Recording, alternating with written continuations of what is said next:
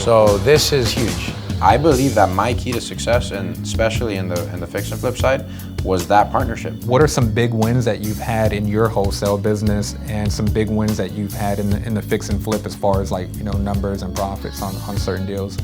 Those are some of the deals that we're flipping. There you go. How many do you guys have active right now, you said?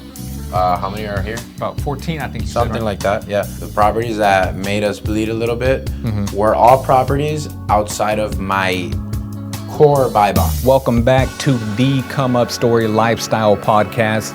Today we're checking in the city of Doral, Florida, visiting my good friend Henry Camejo, aka the SoFlo Flipper, aka the SoFlo Legend. And man, it's the Come Up Story where we're gonna give you guys the tactical blueprint, the mindsets, the strategies that you need to go from a young hustler to a CEO and operator like my boy Henry here. So, man, you guys are in for a treat. Been knowing Henry for quite some time now. And, what I love about him is that he's figured out how to, vertically grow not only a wholesale real estate division, but also a fix and flip division, among others, in the real estate space. So we're excited to share with you guys his come up story and his journey as he's continued to grow and scale his business. And so let's jump right into it. And so Henry, man, for anybody that's listening that may or may not know you, let's start with a quick introduction on who you are, man. Yeah, first of all, thanks for having me, man. It's a pleasure. I love this kind of things. Excited to, share content and just have some good conversation. So, come up story, 2018, I was selling beer at a startup brewery, and I got invited to a fix and flip event as a realtor. They cold called me, and they're like, hey, we need a realtor to open the doors to some houses at this fix and flip event. It was an Armando Montenegro event. Okay. So I'm like, okay, this sounds like a scam, but whatever. I don't have anything better to do this weekend. Let's go out there.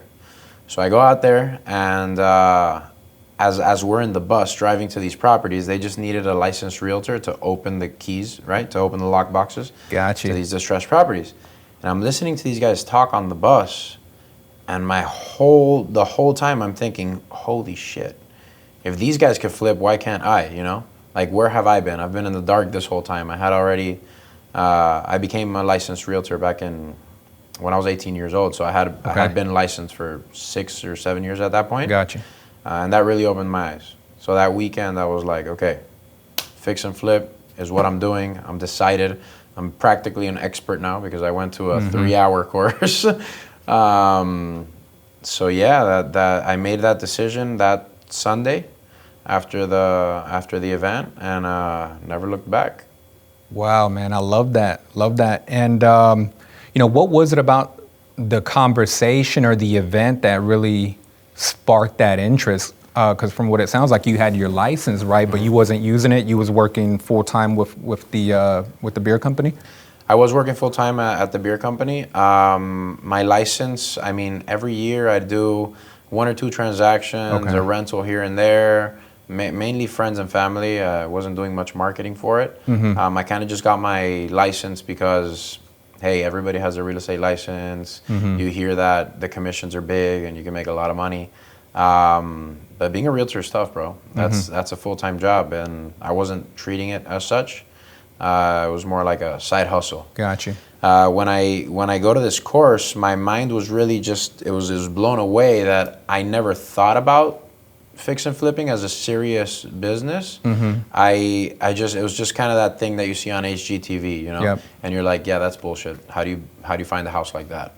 Or yeah, that's a load of crap. How do you remodel a house like that? Like they make it look too easy, right? Correct. Too good to be true. To this day, yeah, HGTV is probably the biggest lie you're gonna see out there. It's not that glamorous, unfortunately.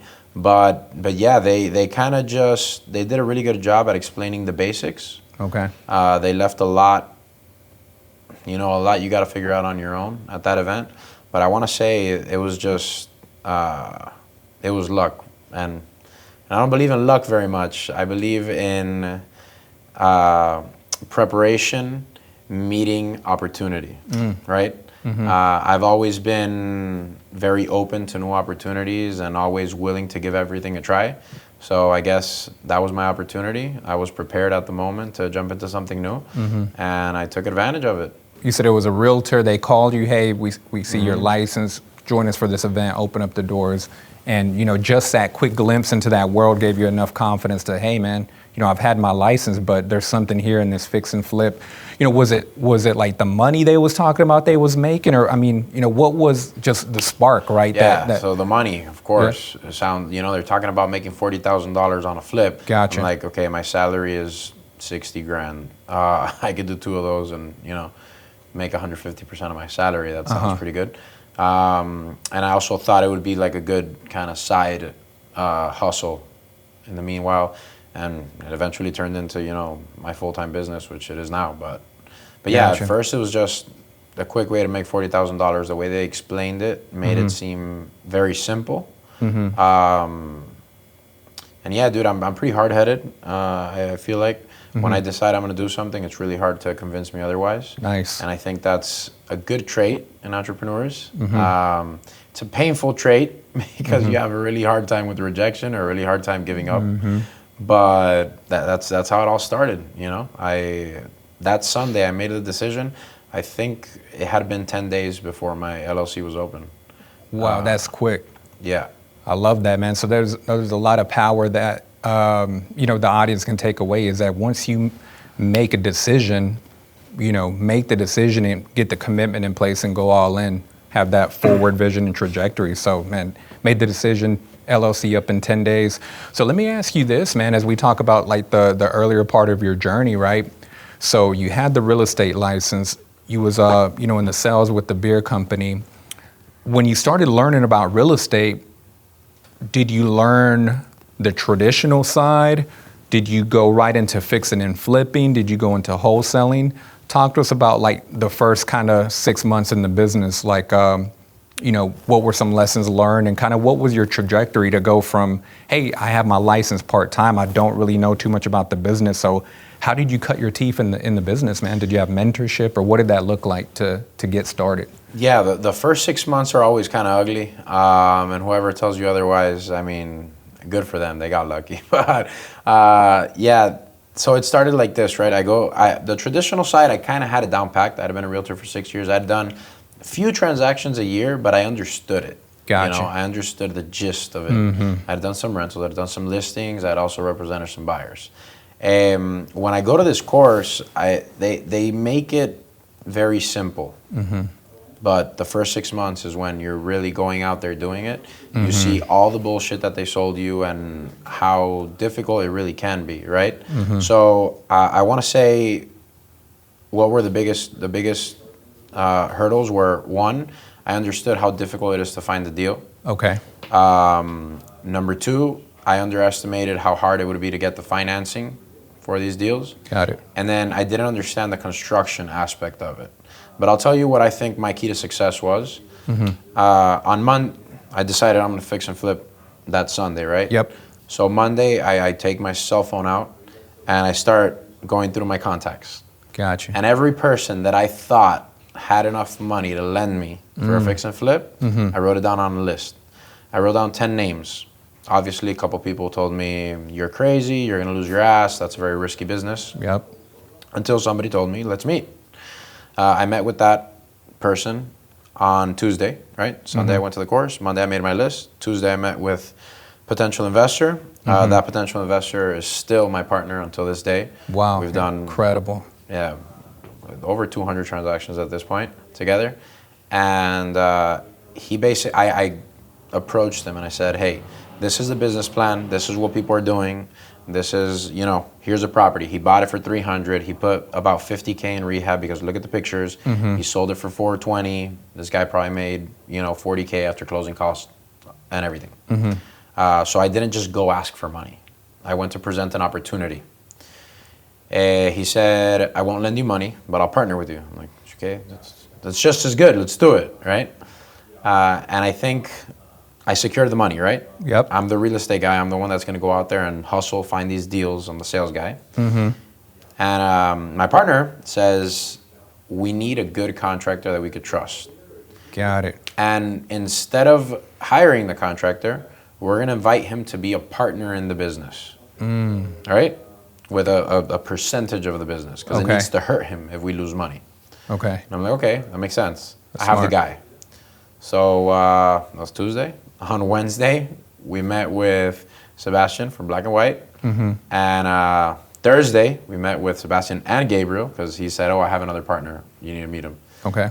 And that's when we were ready to go. You know, we decided that day that we were going to partner up. We decided on percentages. We all put money to start the company. Gotcha. And opened up SoFlo Flippers LLC, man. I love that. I love to hear that, man. And so let me just make sure I'm understanding you correctly, right? The way this kind of merged together. So you were the real estate guy with the background. You had the license for about 6 years. So you had the real estate knowledge, a little bit of the know-how. Now, the money partner that you met with on Tuesday, did he have any real estate knowledge, or was he just, hey, the money guy, the kind of the funding? Yeah, he's helping with startup capital. the money guy. Okay. And then the contractor, construction guy. And to this day, we stay in our lane. Yeah. You know, when I get approached a lot today for capital because I'm the face of the business, but I don't handle that part, right? Like, you want capital? Perfect. You want to lend me money? Perfect. We'll meet, we'll structure the deal, but the one doing the bookkeeping, the one figuring out all that part is the money guy, right? Exactly. Ricardo, my partner. Yeah. He stays in his lane, he handles the money, he figures out how we're going to fund these these deals. The return on every investment. Correct. Yep. Black and White contractors, they're the contractors. Boom. Simple as that. Yep. They get the key, they give it back when it's ready. I don't even go see the houses because there's pure trust there, right? Yeah. They know what we expect and they know how to do their job. And then me, I focus on the sales part and being the face, right? The face and the head of the company, I guess, because I'm the one on the ground seeing the deals and kind of directing what needs to happen to make the deals come together. Behind the scenes in real, we're remodeling. As you can see, they're changing the roof and it's kind of raining inside. But this is my office over here. My architect actually has that office over there. They do all our plans, they sign all our drawings. Nice. Ping pong table. This gets pretty active after 5:30. Here we have my IT guy, Diego. Man, how valuable is it to have an IT guy on the team? Dude, it's incredible. To scale the systems are extremely important. And it's such a key part of the business that people undermine, but it's huge to have somebody be able to fix your systems right away when you have a problem. That's incredible, man. For anybody that's looking for an IT guy, like what does that look like as far as compensation, or like, what's some gems on finding an IT guy? Because I think that's a highly valuable component to any business, but especially wholesaling, with the operations and the marketing, keeping just everything intact. Right, so I actually hired, he was doing disposition for me at one point. Okay. Until Sharper Business Solutions, I hired them to come do some consulting work. Nice. And they identified that he's more of a guardian type of personality. Okay. So he's more systems driven, he doesn't really feel comfortable on the phones, things like that. And he wasn't thriving in the disposition position. We were having so many new initiatives with our systems and changing CRMs and things like that, that we decided to put him as an IT role. And man, did he thrive. Very, very, very different performance when we put him in a role that was more suited to his style. Gotcha. So something very important is you could have the right person in the wrong seat. Yeah. Just make sure that you understand your employees and your team, and they're working to their full potential in the right fit for them. The right position. Yeah, luckily we just transitioned him over, and he's doing great. What was it from their interrogation that helped them identify to say, hey, this guy is not well suited for dispo, let's put him in IT? Was it a personality test? Was them just kind of observing, or what was it that helped them pick up on that? Yeah, personality test. They do the predictive index personality test. I suggest anybody that runs a team have your employees take that PI. Before you hire them, so they truly understand their strengths, their weaknesses. They're going to learn things about themselves that they didn't know. They're going to understand why they react certain ways and things like that. So gotcha. we make everybody take PI. Yeah. Strong, man. That's a good gem. Thank you. So right here, we're in an office that we're creating. This used to be all open. That's why you see all the drywall. We're going to put 2 workspaces here so we could bring in 2 people. I'm partnering up with some acquisition partners that might come in here. There we go, man. Full time. Man, look back at that kind of origin story, man. Do you feel that was like a blessing? Because I mean, I feel like, what I want to touch base on, but do you feel that that was a blessing to just have those people in your kind of sphere of influence looking back? Because, a lot of people getting started, they're trying to just figure it out on their own, unfortunately, whether they're watching free education on YouTube, maybe going to a local meetup. But I feel like a lot of people, don't tap into the power of their network to even consider a partnership. So I guess really my question is, looking back, let's talk about this topic, the power of partnerships. And what do you recommend for somebody that's either been in the business for a while, kind of hitting their head against the wall trying to figure it out, or they're just getting started, or they're doing well? I mean, what's your take on partnerships?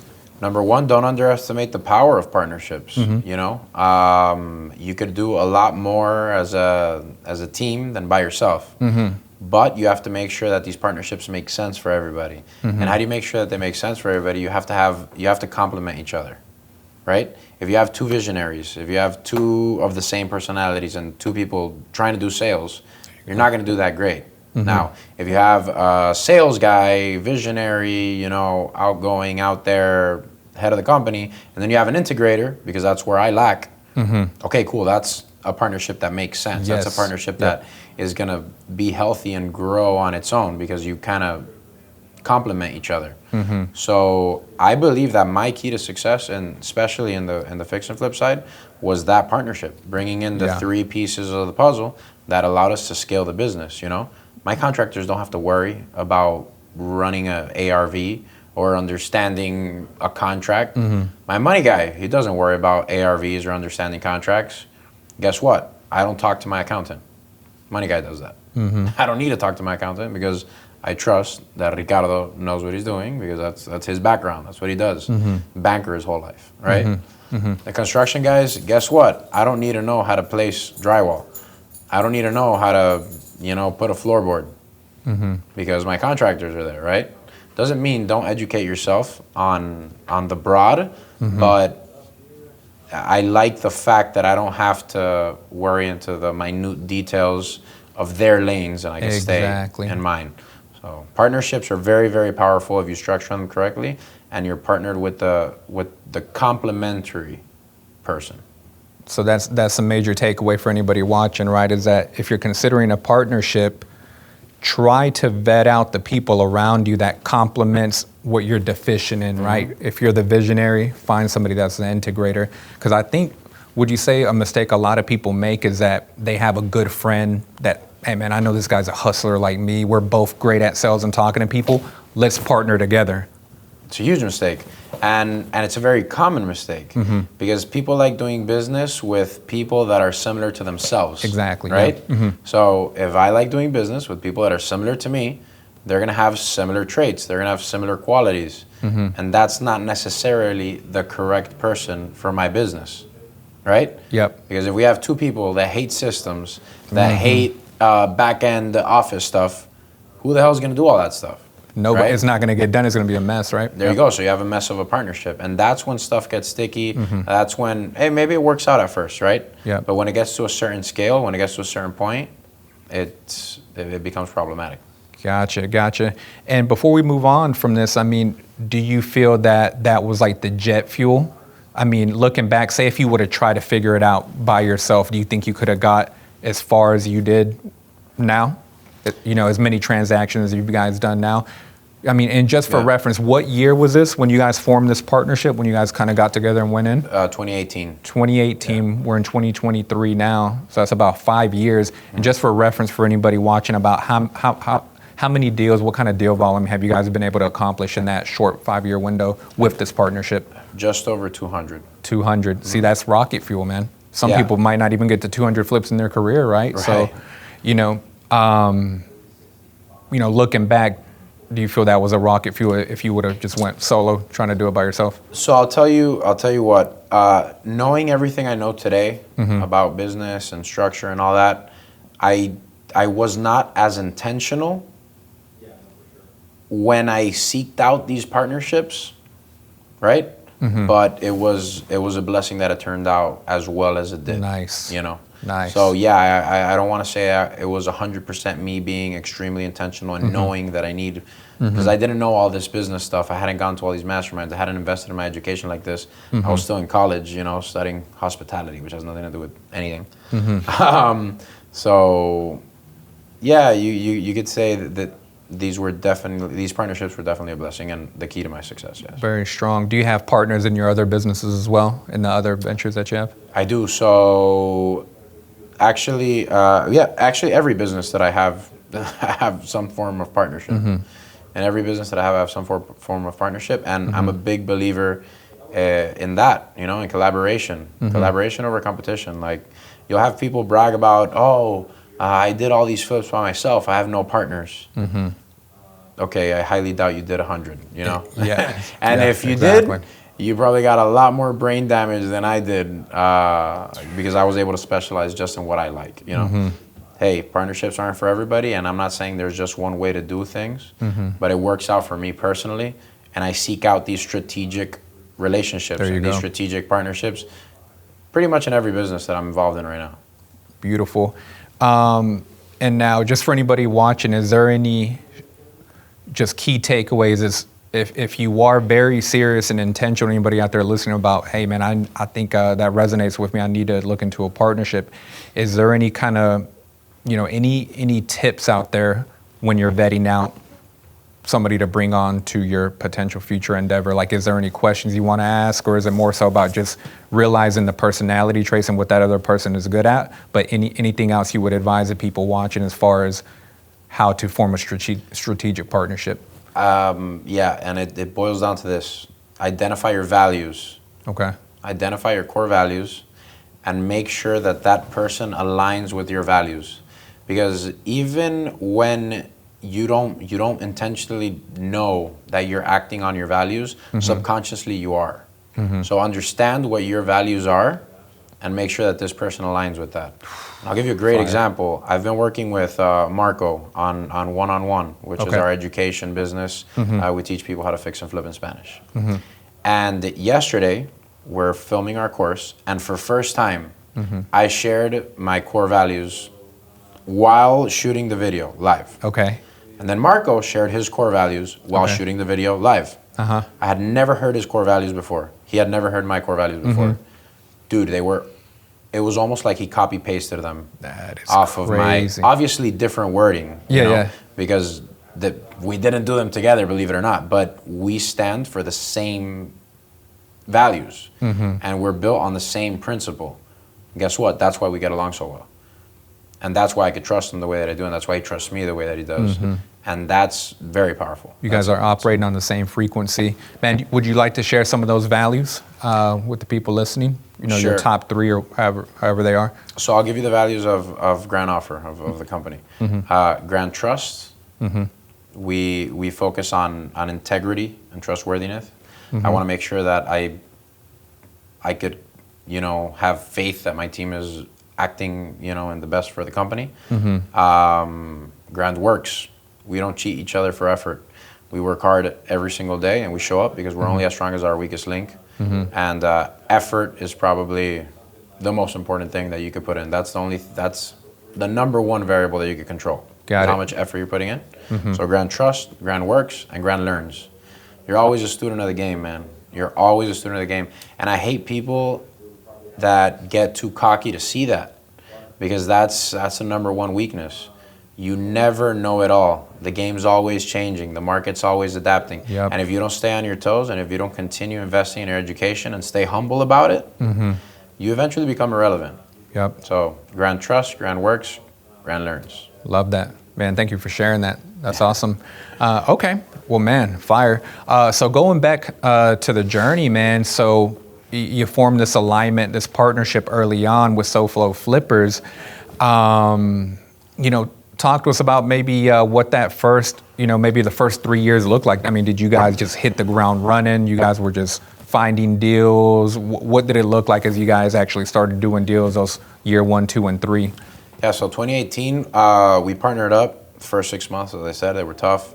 We probably walked 100 properties, sent 50 offers before we got our first deal. Okay. We got our first deal in 2018. Okay. We didn't complete that flip until 2019. The flip took 13 months. Wow. We bought a property in Grapeland Heights with unsafe structure.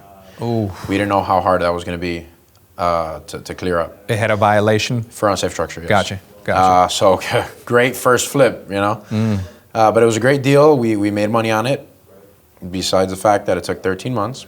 So in 2019, we did 3 deals total. We bought these deals 100% cash with my partners' funds. Gotcha. I didn't understand the hard money game. I didn't understand the power of leverage. Plus, who's going to lend me money, So we did those 3 deals in 2019. And then that was kind of our proof of concept. I was still working full-time at the brewery. Okay. Did those 3 deals. I made more money off of those 3 deals than I did working at the brewery that year. Nice. And 2020, we start looking into wholesaling because I'll tell you, the third deal I bought, okay, I bought it off of a good friend of mine, Ben Tooff. I actually see he's making, I don't remember the amount, but let's say he's making $15,000 on the HUD. Yeah. And I do the math, and I'm going to flip this house. I'm going to buy it. I'm going to rehab it. I'm going to do all this, and I'm going to make 30? Yeah. Shit, I'm in the wrong business. So I started looking into wholesaling, and I think, okay, this is great. I could market, find my own deals, and then just feed myself more deals. Because we all know how hard it is to find that deal. That's right? The hardest part, yeah. That's the hardest part as a flipper. So I decided, instead of relying 100% on these wholesalers on the MLS, I'm going to open my first wholesaling business. So 2020, I started on that journey. I quit the brewery. Nice. I decided to open. About 2 years in, finally, hey, it's time to go full-time. Okay. Correct. I decided to go full-time. I'd only done 3 flips at the time. Okay. So I decided to go full-time, and we started working on opening up Grand Offer. It took about 6 months also to get that business off the ground. We got hit with COVID. That's where you and I met at one of Carlos's events, I think. Yep. In Phoenix, Carlos Reyes, Phoenix. Yeah. Yep. And we hired them as our mentors for the wholesale side. Yep. And it took us some time to get that running, but we were already getting more comfortable on the fix and flip side. So 2020, we ended up doing 16 flips and a couple wholesale deals. I don't remember exactly, maybe, 8 or 9 or something like that.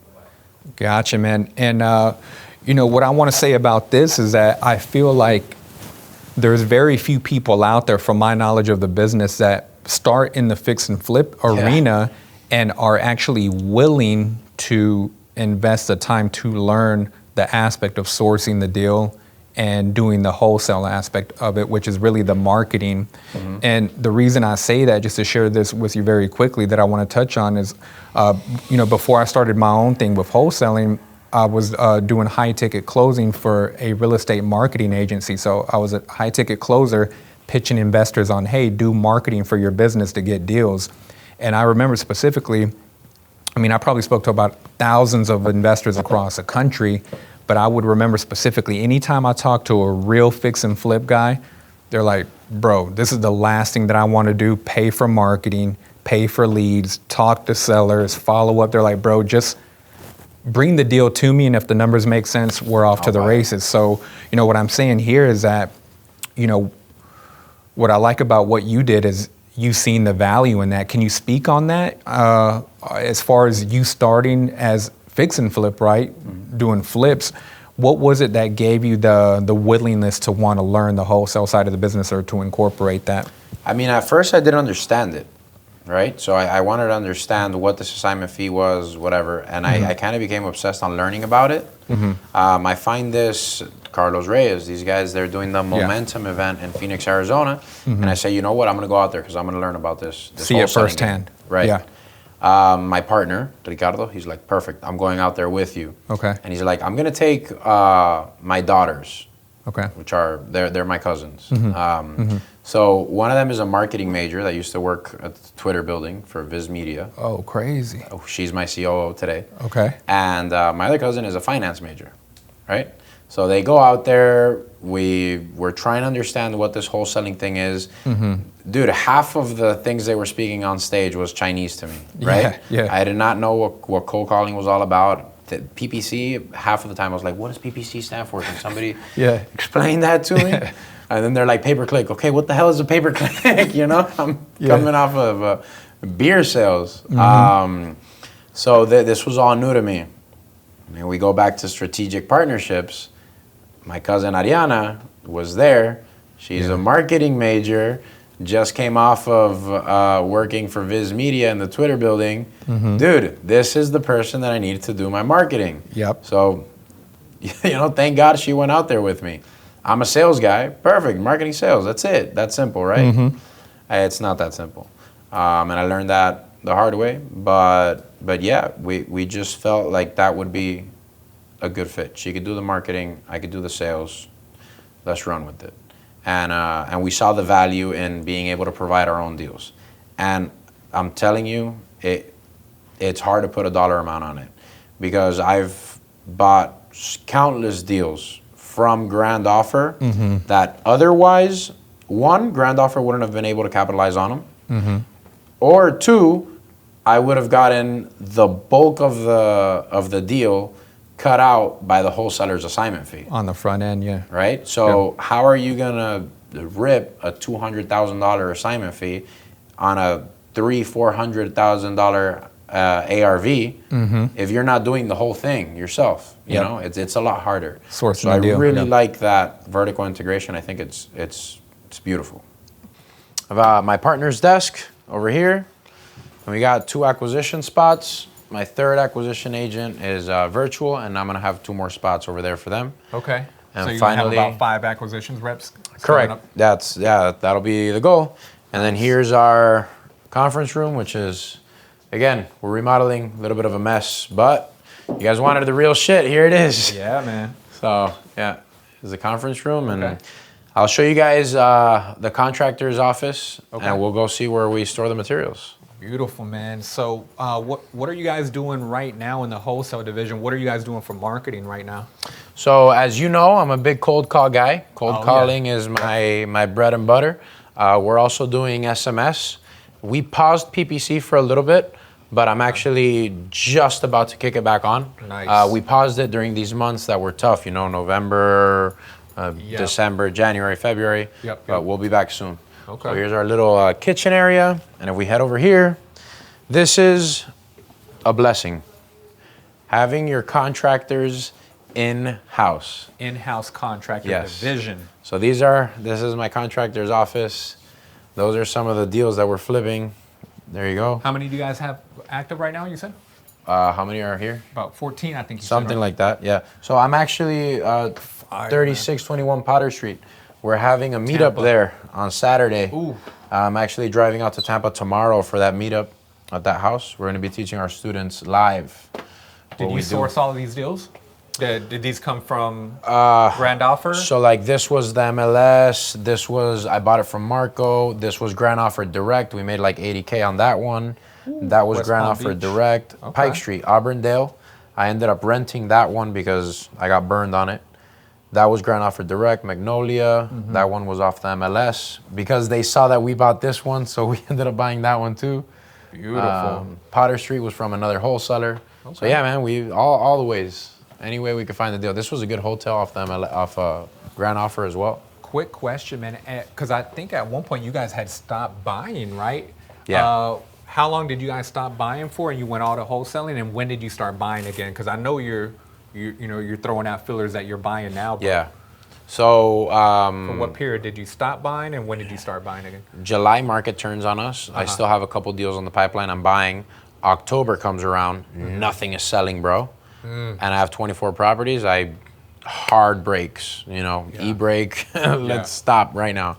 So I stopped buying, and I did not actively start looking again until March.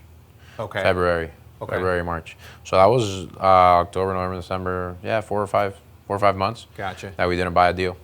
So 2020, went out to the event, got around some mentorship, got around people that was actually doing the business. Once again, had the proximity to the family members that understood marketing and finance, and so you decided to form a separate partnership with them to do the wholesale department, correct? Correct. Gotcha.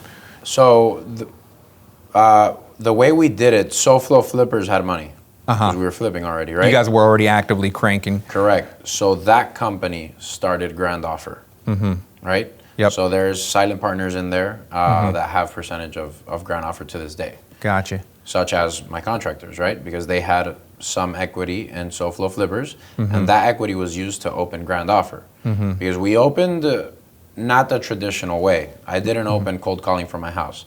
I opened with a COO, I opened with an acquisition agent, I opened with a cold calling team, with an office, we made an important investment to open the company. Love that. And just really quick for reference, man, how were you guys sourcing deals before you started implementing the wholesaling division? How were you guys sourcing deals up until that point for the fix and flips? MLS, other wholesalers? Yeah. Or? MLS and other wholesalers, but a lot of MLS, which was very tedious work for me. So that whole first year and a half, I'd get up 5, 6 in the morning, get on the computer, try to find some properties. I'd leave my house at 7:30ish, go out to see a couple properties with my partner. We'd go out every day, Monday through Friday. We'd see 2, 3, 4 properties, which was incredibly inefficient. But yeah, we'd go out, see 2, 3, 4 properties. I'd get back home 9:30, 10, shower, get my Chihuahua brewing gear on so I could go out there and do some sales. Yeah. Get home at 6:30, go on the computer, try to find more deals for the next day, or send offers on the deals that we saw that morning. Work till 11 o'clock at night and do it all over again, you know? And I did that for about a year and a half. Gotcha. So, yeah. Gotcha. When you made that final leap, do you feel it was a leap of faith? Or, any tips for anybody that is in the same position where they got their W-2 or their career, they've already got the real estate kind of figured out, hey, man, I've done 1, 2 deals, whether it's a wholesale or fix and flip. What was the deciding factor for you to just completely walk away? Was it you stacked up capital? Was it, hey, I need to just put more action and effort? Or, hey, I'm just grinding myself out too hard? What were some of the factors that gave you the motivation to go, all in? Yeah, I was never scared of too much work. That wasn't, a big one. I think when you're young is when you have to put that time in, and you have to earn your stripes, and sometimes that comes with 16-hour days back to back to back to back. It happens. But the big one was the opportunity cost, right? You have to calculate the opportunity cost of you having that W-2. Okay. People love the having that steady paycheck, that for sure paycheck. But eventually, the opportunity cost of you working 40 hours a week in that job, when you could be investing those 40 hours a week into your real estate business, is going to outweigh that salary, right? My salary at that point was $60,000. It wasn't anything crazy. I mean, how many flips do I have to do to outweigh $60,000? 2. Yep. Right? More or less. So if I scrape 40 hours a week off my agenda, you think I could do an extra 2 flips a year? Absolutely. Yeah. There you go. The opportunity cost of being in that job outweighed the monetary value. Got it. Okay. Love that, man. So, going back to, 2020, started figuring out the wholesaling. Talk to us about that because, of course, as we all know, man, anybody watching 2020 was the global pandemic, man. Yeah. Right at March, April, people were getting laid off. And if I remember correctly, didn't real estate, was it highly affected? Did transactions completely stop? So, was that a big curve to your momentum starting the wholesale company? And so talk about how it affected the startup company, the wholesale, and talk to us about how the whole pandemic affected the fix and flip business as well. What did that year look like for you? So look how crazy the timing is. I go to Arizona to the first event to learn about this wholesaling thing. Yep. And we start hearing about this whole COVID situation. It was March. We start hearing about this whole COVID situation. You see a couple people in the airport with masks and you're like, that's kind of ridiculous. Like, look at this guy, wearing a mask. Yeah. As soon as I get back from Arizona, the next weekend, lockdown. Yep. So, okay, cool. Right in the middle of opening up a wholesale company and they lock everything down. I have a office already. I have employees. I have, we're doing marketing. And I'm 2 months into the business and they lock everything down. So that was scary for sure. I remember clearly calls where you'd call them and they'd tell you, there's people dying and you're out here trying to buy my house. Apollo, go away. We got a cameo today, Apollo. Yeah. He's the CFO, Chief Fun Officer. Yeah, man. I seen him on the direct mail postcards. Yeah. So, right. So I come back, literally have sellers telling me, hey, there's people dying and you're calling me trying to buy my house. Oof. So it wasn't fun. Yeah. But the fix and flip side, I remember March, I was like, okay, we're done buying because we don't know what's going to happen. Yeah. That lasted about 2 weeks because wholesaling's not moving, fix and flip's not moving. I'm a fix and flipper and a wholesaler. What am I supposed to do? Just stay at home crying all day? We said, you know what? We're going to go out there to buy properties. We're just going to buy more conservatively. Okay. In April and May of 2020, I bought some of the best flips ever on the market. Just go on the MLS and buy it. Because nobody was buying, huh? Yeah. Wow. And I was more conservative with my offers. And I bought some phenomenal deals in April and May because I went back to market quick. By July, people were already like, okay, cool, I can't sit on the fence forever. And it started becoming competitive again. But we all know what happened. Property values just skyrocketed. So everything I bought April, May, and I bought quite a few, I did great on. Beautiful, man. So, looking back, was there any lessons there? Just, the lesson of instead of going into fear, being susceptible to the news, negativity, sounds like you guys still stayed your focus. We're in this business, we're committed, let's continue to buy.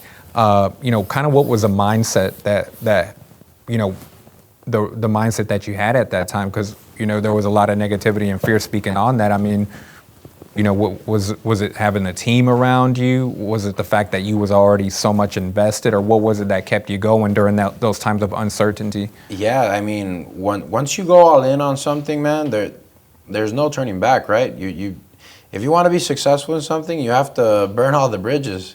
You can't have a plan B. You have to go all in, right? I'm already here. What am I going to do? I can't stop buying houses because my business stops, right? So let's just be more conservative. Okay. Let's be as responsible as we possibly can and as cautious as we can. But we got to keep going, Okay. And the pause was maybe 2-3 weeks before it clicked. Yep. Like, hey guys, we can't just stay home and feel sorry for ourselves. We got to go out there and do some business because this is what we do for a living. Yep. Right? There was no plan B. If there was a plan B, maybe I would have, sheltered back. And by the time I reacted and went back to buying, it would have been too late to buy these great deals. So, yeah, it's just burn your bridges. Don't have a plan B and go all in, man. Love that. Love that. And so, yeah, talk to us about that kind of bull run, man, because looking back at it, post-COVID is when the market just went bananas all across the United States. It doesn't matter what market you was in. There was something looking back from your perspective, what was it about post-COVID? Let's talk about that kind of bull run that real estate had across the country, 2020, 21, 22. Looking back at it, man, what did that look like for your business? And, what's your perspective on it looking back now? I mean, I think the timing was very good, man. My timing was very good, and it was luck. Well, not luck, because I stayed prepared. The opportunity came, and I took advantage of it, right? So I stayed prepared. I was able to take advantage of it. But, yeah, we were in a very good spot because we were just starting, right? My fix and flip business was going very well. So I had money. I invested that money into marketing. And when the bull rush happened, you were wholesaling during that time. Picking up properties was easy, man. The sellers would tell you, I want Zillow. Okay, no problem. You'd pay them Zillow and sell it to Open Door. You'd sell it to a hedge fund. You'd sell it to another buyer and rip $30,000, $40,000 on it. Yeah. So luckily we were in a position where we tripled down on marketing. We took advantage and we rode this wave appreciation, and we really took advantage of it, you know? Yeah. When all this started happening, we saw it early. As I said, I started buying in April when people were still in their house with 3 masks on. Yeah. Scared, you know, and we were too. But we just had to go out there and start buying. And that quick reaction, I think, was the key to us taking advantage of that whole 2-year run that we had. That was phenomenal. Beautiful, man. And how during that bull run of appreciation and you doubling, tripling down on the marketing to source deals, running the wholesale division, the fix and flip division, talk to us about the scale and volume that went up. You know, how many deals were you doing on the wholesale side? How many deals were you guys doing on the fix and flip during that 2020, 2021? Then we'll talk into the market shift at the back end of 2022. Yeah, so we were probably peaking right when the market shifted. When the market shifted on us. What was you guys doing like at the peak, just kind of for reference? Yeah, about 10 wholesale deals a month, and Wow. we had 24 flips going at once. Okay. And I remember those numbers very clearly because October, November, and December of last year were some scary times, you know, when you have 24 properties at once being flipped that you can't just go get rid of, right? So yeah, that was our peak. We were doing 10 deals a month and we had 24 properties at a time. Cranking, man, cranking. And man, I love that. You know, talking about, you know, that, so you was able to be right place, right time, right market, 2020, 2021, 2022. Talk to us about, you know, some challenges that you faced in the business being all in, right? Because I mean, that sounds kind of like a lot of pressure. So what did it look like for you going back to last year as the market started to kind of either plateau or kind of slow down?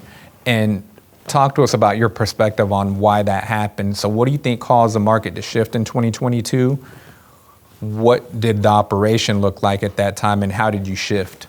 So just as I reacted quick on the front end, that I was able to go out to market and start buying quickly, I reacted too slow on this back end, which cost me hundreds of thousands of dollars. But yeah, so you're coming from this 2-year run where I'm basically upping my marketing by 50%, doubling my marketing every single month for 24 months straight. And all we're seeing is more money, more money, more money. The problem is when you're doubling down like that and you're in this rapid expansion phase of the business, you don't have time to set reserves. You don't have time to play it safe. You don't have time to think about the future because you're just seeing this quick money, you know, multiply. So then come September, October was really like the first month that I was like, okay, there's something going on. Yeah. We need to chill here. The deals aren't flowing as easily. And what happened? Okay, you stopped printing money 6 months ago. And the Fed starts tightening. And the Fed starts tightening aggressively. When you go from 3% interest to 6% in the matter of 6 months, dude, affordability goes down. And they had already stopped printing money a while ago. So PPP money's running out, SBA money's running out, et cetera, et cetera. Stimulus is long gone by this point. So you're taking these people, the population, they spent the money already, and the cost of everything just skyrocketed. The cost of obtaining debt for these properties, right? It's a perfect storm, dude. You take money out and you make it more expensive. Shit. There was also so much uncertainty with what was going on. You got the Fed hiking, you know, rates every month. People don't know what's coming. So, okay, maybe it's not a good time for me to hop into this market. And it's more so, I believe, fear-based. And the uncertainty that was within the market, the sentiment of buyers. Would you say, I mean, do you think the market... Show you guys where I store the... How would you describe the state of the market right now, man? Do you think it's settled out? Are we past that? Like, what do you describe? What's your perspective on it as far as where we're at right now? Dude, it's strong, man. Yeah, it's strong. Buyers on the retail side, they're out there. They're back, So there isn't the same volume of transactions that we had back in March, but the demand is almost just as strong because the replenishment rate has gone down significantly. What do I mean by that? Not as many properties are entering the market to meet this demand.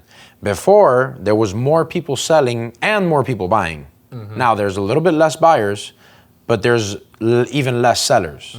So we're still in an inventory crisis. No, we don't have the same number of transactions total than we did, let's say, March 2022. Yeah. But it's because of the replenishment. People are not selling because where the hell am I gonna go? Yep. Most people don't wanna sell to live under a bridge. They gotta sell to live somewhere else, right? And affordability is tough out there. Yeah. So there's still an inventory problem. Gotcha. Okay. And anything else you want to show us out here? Yeah, I'll show you guys another key to being successful fix and flipping. And it is having your own materials. I'll show you guys. Oh, warehouse. Yeah, so this is why we have this office space is... Can the dog come out or he's staying in? Yeah, he can come out. Oh, he'll stay probably. All right, so this is the warehouse, and those two garages are where we keep our materials for the fix and flip. So really? I buy my flooring, dude, I'll buy 20,000 square feet of flooring. Yeah. I come across a sale on vanities, I'll buy 10 vanities. Refrigerators, there's a sale, okay, I'm buying as many as I can. So there you see there's a brand new refrigerator there. There's our floorboards, the flooring's behind it. So fix and flippers that want to do this at scale, invest in storing your own materials. It's gonna give you consistency in your product. It's gonna save you a shitload of time and a shitload of money. Beautiful. So this is huge, being able to have my materials on site. How did you shift out of those during that market downshift where, a lot of cash buyers stopped buying? There was a little bit of a market depreciation in the ARVs. Interest rates went up, less buying power for home buyers out there. I mean, any lessons learned for anybody that's listening here that you took away from that, having to deal with those properties? Yeah, so I'll tell you the properties that I actually hurt on, the properties that made us bleed a little bit, were all properties outside of my core buy box, right? So the main lesson is understand your product and stick to it. Now, when you have a crazy appreciating market and it's so competitive the way that it was back in March of 2022, you see a deal in a place like Loxahatchee, Florida, which is somewhere outside of my buy box. It's not a metropolitan area. It's nowhere near a major city. Okay. It's not a hot market per se. You take advantage of it because deals are hard to come by in such a hot market. Yep. So you say, you know what, I'll take it down, Loxahatchee. You find the deal in Auburndale, Florida. It's not a market that I'm familiar with. It's not a market that I typically do business in because it's not a hot market, right? And I say, you know what, I'll take it down. So I kind of broke my buy box. Steered away from it. Those are the deals that bit me in the ass. Because the deals that I did in Miami, the deals that I did in in Broward that I like, in the Tampa cities that I like, St. Pete, Tampa, Clearwater, those deals didn't go south as bad because I was buying in very competitive markets that kind of were more stable. But these suburbs like Loxahatchee, when you're trying to buy a house in West Palm Beach and there's zero inventory, what do? You go to the outskirts. When you don't find anything in the outskirts, you go to the tertiary markets. BC markets, yep. Correct. And those markets were performing in 2022. But those markets were hurt a lot more than the primary markets during the shift. And all the properties that I got burned on were in these tertiary markets that I was forced to buy in because of the crazy appreciation. Yep. Dude, the gist of it, it's better to do no deal than a bad deal. So don't break your buy box. Find your avatar and stick to your ideal product is kind of my learning lesson. That's a great question to ask, somebody like yourself. I mean, what is your buy box? What are your buy box principles that you've developed over the years being on both sides of the business? Because you understand the marketing and sourcing the deal aspect, but you also understand the back end logistics of the actual work needed, the renovations, the contractors, the holding costs, and everything to get it market ready. So, I mean, what can you speak to us a little bit about your current buy box and how to truly get a good deal? Any principles? So the good thing about Grand Offer, which is my wholesaling business, is you can be more loose.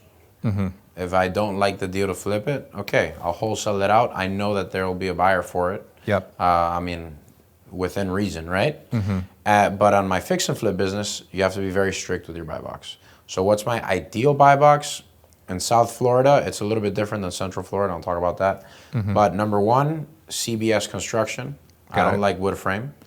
The only way that I'll break that rule is if I'm in a city like St. Petersburg and Tampa, where everything's wood frame. Got it. Right. It's a little bit more normal for that market. Yep. But I'll take extra steps for those properties. We're checking the crawl space. We're checking the trusses on the roof. We're making sure there isn't very extensive termite damage. Gotcha. So I'm making sure that a qualified contractor is walking it. I'm not just sending any boots on the ground to walk those properties. Okay. Okay, so mainly CBS. Ideally, you want a 1960s building up, so you don't have to worry about things like cloth wiring and cast iron plumbing. Okay. Now, if you're in a city like St. Petersburg, where everything is 1920s, 1930, older builds. okay, understand that product and you buy the norm there, right? You don't want any outliers. That's a huge one. People think, oh, I have the biggest lot and mine has 3 bathrooms. Everything else in the area only has 2 bathrooms. Okay, that might be a disadvantage because people in that area, there's a max to what they're willing to pay for properties in that area. And if that max is $300,000, then don't try to go break the market, right? Don't buy the outlier. If you're in a market where everything's a 3.2, 4.2, and you're the only 2.1 in that half-a-mile radius, don't buy it. Stay away from that property. You know, it's not worth it. It's an outlier. Yeah. Other than that, we want hot markets only. So you're going to look at closed sales versus actives. Okay. And you want to make sure that there's less than 6 months of inventory. Yeah, that's pretty much it. Those are the big ones. Gotcha, man. Quick question here before we transition into kind of the final chapter, what everything looks like right now. You know, for somebody that, you know, like yourself, you've done over 200 flips, right, with the partners. You know, understanding the dynamic of fixing and flipping and wholesaling, you know, let me ask you this, because I primarily wholesale, right? I wholesale everything right now. As a fix and flipper, when you're buying a deal, do you care how much the wholesaler makes on the assignment fee? You know, or, you know, let's talk about that. And I want to ask you about a certain deal in particular that I heard about. But, you know, what's your perspective as a true cash buyer, end buyer, fix and flipper, renovator? Do you care what the wholesaler is making? Is it just truly, hey, this deal fits my buying criteria that you just described? I know it's going to get me a certain return on the back end. Talk to us about your philosophy there. So if I'm willing to buy a deal for, let's say, $250,000, and the wholesaler is making $1, selling it to me at $250,000, how does that make any difference than if the wholesaler is making $100,000, selling it to me for $250,000? It makes no difference at all. Still the same buy price. I underwrote the deal at $250K. I decided that deal makes sense to me at $250K. I'll pay it. I don't care if the wholesaler's making $1 or $100,000. You know, if they're making a big pop, I expect at least a lunch, bro. Thank you card or something. Yeah, man. But no. Short answer is I don't care at all. There you go. Yeah, and the reason I asked that is because I feel like, you know, sometimes that's a concern with wholesalers, right? Man, do I need to double close? Is the spread too big, et cetera? And man, I think I heard at a meetup or somewhere, but man, did you pay like $100K wholesale assignment fee one time? Tell us about that deal. Yeah, so Jordy, he calls me, Henry, I have a great deal for you. He knew it was a big pop. And here, as a fix and flipper, the importance of being a VIP buyer for wholesalers, right? And taking... You get the deal first. Right, and having a good reputation with wholesalers. So wholesalers know you're going to close. They know you're serious. They know you're not going to cry over how much they're making. So Jordy brings this deal to me, and he's like, hey, man, this thing's a banger. I have it for $250. ARV's $390. It needs some work. I think those were the numbers. $250 ARV. What market was it in? What city? St. Petersburg. Okay, gotcha. It was in St. Pete. I actually just sold the deal I don't know, a month ago or something. I bought it maybe 6 or 7 months ago. I have this banger deal, man, 250. What do you think? I underwrite it. I'm like, Jordy, dude, I want it. Can I go see it? Because I saw pictures, but the pictures kind of sucked. Yeah. Can I go see it? Yeah, tomorrow. Okay, I send my contractor out there. He walks it, Jordy, I want it for 250. Let's go. And he's like, Henry, I'm warning you. When you see the HUD, you're going to freak out because I'm making a big pop on this. I'm like, all right, bro, don't worry about it. It's all good. Yeah. 2-3 weeks later, the HUD comes back, $100,000 assignment fee. I called Jordy, I'm like, Beautiful. motherfucker. Yeah. You're making like triple what I am on this deal. Congrats, bro. And he's like, Henry, I got you. I'm going to take you out to Hillstones. He took me out to Hillstones for lunch. And it was beautiful, man. It was good. But yeah, I was happy for him. Good for them. You know? No, I love that. I feel like that's, that's like the milestone, man, to be able to rip a 100K assignment fee. Because I mean, that's tremendously hard to do. Because I mean, it's even hard to do a triple-digit flip, profit on the back end for a flip, man. So, no, thanks for sharing that story. And that's motivation to, any wholesaler out there, man. Send Henry the deals. He'll give you a nice assignment fee, as long as it pencils out. Correct. But, man, I know we're kind of getting close to time. Want to respect your time this evening. But, on that topic, before we transition out, one other thing that I want to ask you, because I mean, we could sit here and talk all day. Share with us really quick on the fix and flip side. I know that was a huge rip, outside of the norm on an assignment fee, especially at that price point. But what are some big wins that you've had in your wholesale business, and some big wins that you've had in the fix and flip, as far as numbers and profits on certain deals? Any ones that stood out? Yeah, so the biggest deals I've had in my career have been deals that Grand Offer, that you sourced, my wholesale company, sources off market and sells to SoFlo Flippers, my flip company. So I have a deal in particular, one of the first big deals that I did, Miami Gardens. I picked it up for $135K back in, I think it was 2020. It was a SMS lead. Okay. From Grand Offer. Grand Offer assigned it to SoFlo Flippers for, I think it was $80,000 in profit. And then SoFlo Flippers flipped it, and we ended up making $130,000 in profit. Wow. So between both companies, it was Sheesh. 210K profit, more or less. That's a good one. Another one is a pay-per-click lead that came in last year in Sarasota. We picked that up. I don't remember the price. It was 400s, something like that. And we go out there, we see the property, and we're like, okay, this is a high-end area, so we're gonna need to do some high-end finishes. We're gonna put about $80,000 worth of work into this thing to potentially sell for $800K. Okay. So $80,000 in rehab to sell for $800K. We picked it up for 400 some, 480. I don't remember exactly. And I see, we see the property, and right before they're gonna start working on it, I run my comps one more time. And I think, you know what? As is, I could probably sell this thing for $699. Literally. Right? Wow. Not doing. You mean like not doing anything to it? Because it was in good shape. It was livable, but super outdated. Gotcha. But livable. It would pass a 4-point inspection, no problem, and it was all right. It was just kind of ugly. So I said, I'm gonna slap it on the market at $699 instead of putting $80K to sell for $800. Right? So why am I going to put an extra $80,000 into the deal to only make an extra $20? I didn't think that made sense for me. Put it on the market at $699. Sure enough, 3 days on market, flew. We ended up making, I don't remember, but it was over $250,000 on that deal. Beautiful. And so you would call that one like a hotel, right? It was a hotel, yep. And Grand Offer sold that to SoFlo Flippers. Beautiful, man. I love it, man. Congratulations on that.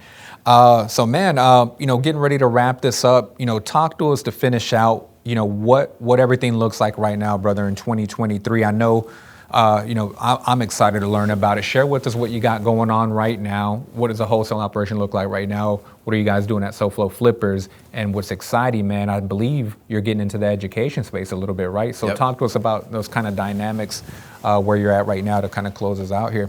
Yeah, so I think we just went through a pretty big contraction phase in the market, right?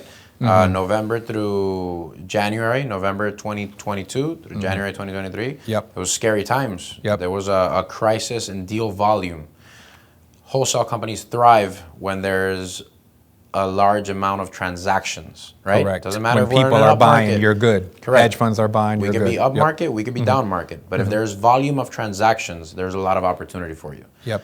People during those months, they stood on the fence. Yep. So Grand Offer went through a big contraction. Right now we're trying to stabilize the company and then start re-kicking up our marketing more responsibly than we did last year. Gotcha. Because you're no longer in this video game where you could just, throw money out there and it's going to duplicate. Yeah. So it's about scaling responsibly back to where we were at. I don't see myself having 50 VAs and 16 employees again. But yeah, right now the team is 7. 7 is the core team, and we have, I think it's 12 or 14 VAs. And this is for Grand Offer, right? Grand the Offer. wholesale division. Gotcha. Correct. That's okay. the wholesale company. SoFlo, we actually right now have a little bit of a problem, which is I have a lot more capital available to me than properties. So bring me deals. But yeah, right now I think we have 14 houses. Okay. We want to scale back up to like that 25 range. So that's the goal, to be doing 25 projects at one a time, ongoing. Gotcha. 25 projects at a time. And yeah, the education side, it's super rewarding, man. I'm very excited about that. I'm glad to be in a position in my business now where I could give back, talk about real estate, man. There's so many aspects to the education side that are very rewarding. Not only seeing students and others get wins, but the JV aspect is huge. Oh yeah, right? for sure. Having other people be able to bring you deals, you coach them through it. And, I mean, of course, you make money on these deals as well. And yeah, that's just very rewarding, just to be able to build people up and then see that come out of it. It's more rewarding than you'd think, And I really like that. I like the speaking. I like the talking about real estate. I say that I'm boring now because all I do is talk about real estate. So yeah, the education side is very exciting. I'm running a one-on-one, which is my education business with Marco, my partner. Okay. We teach fix and flip in Spanish. Wow, amazing. Yeah, that community, perfect for Miami, South Florida, right? So that community started in January. In only 5 months, we've scaled to over 500 members in the community. It's Nice. free to join, and we had our first workshop, very successful in April. We had 66 students at the first workshop, which is amazing. Nice. Our first mentorship class starts next week. We sold out.